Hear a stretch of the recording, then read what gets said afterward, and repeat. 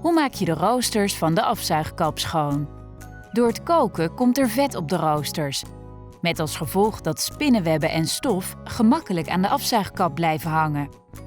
Daarom is het van belang om de roosters, wanneer ze vies zijn, schoon te maken.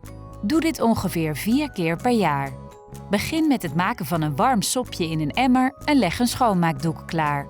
Haal de roosters uit de afzuigkap.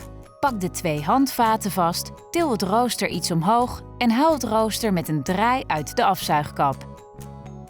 Maak het rooster schoon en vetvrij. Gebruik hiervoor bijvoorbeeld schoonmaakmiddel of allesreiniger. Herhaal deze stappen voor alle roosters in de afzuigkap.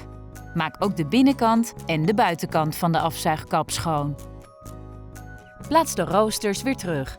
Zorg ervoor dat de handvaten naar beneden zitten. Zo kun je er de volgende keer weer makkelijk bij. Bedankt voor het kijken van deze video.